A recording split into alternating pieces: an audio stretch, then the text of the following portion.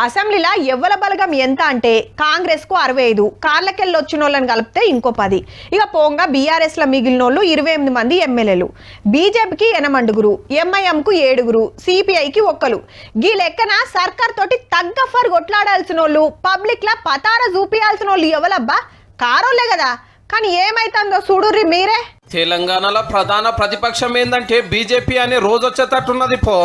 Assembly election లో 8 సీట్లు గెలిచి 6 నెలలకే పార్లమెంట్ లో 8 మంది ఎంపీలు అయితే ఏడాదిలో పట్టిన 2 ఎమ్మెల్సీలను తయారు చేసుకున్నది. మళ్ళా దినామింత పతార పెరుగుతుందని ఫుల్ ఖుషీలు ఉన్నారు కమలం పార్టీ వాళ్ళు. ఇదే రువాడితోటి మళ్ళా తప్పక పక్క పవర్లకు వస్తాము అంటున్నారు.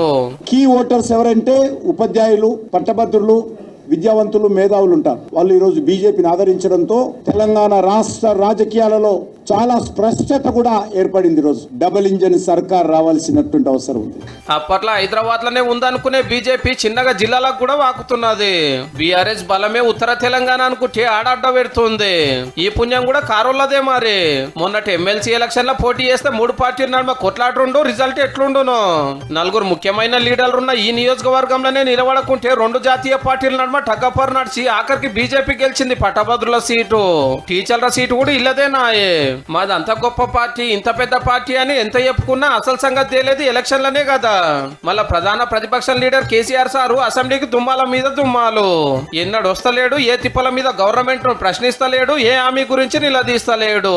పోనీ పబ్లిక్ లనన్నా తిరుగుతున్నాడా అంటే ఫామ్ హౌస్ లో పరాకతిగా ఉన్నాడు.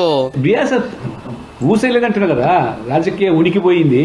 10 సంవత్సరాల అధికారులు ఉన్న బీఆర్ఎస్ అభ్యర్థులు పెట్టలేని పరిస్థితి అంటే దుస్థితి. ఎలక్షన్ లో పోటీ చేయరు, ఏడుకు వస్తలేరు కాబట్టి కాంగ్రెస్ నచ్చని వాళ్ళు కమలానికి జై కొడుతున్నట్టున్నారు. మరి కారోళ్ళు ఎవరు కోటేసిండ్రు? Bharatiya Janata party, TRS party కలిసి ఎన్నికల్లో కాంగ్రెస్ ను ఓడగొట్టడానికి ఐక్యమై కుట్ర చేసినాయని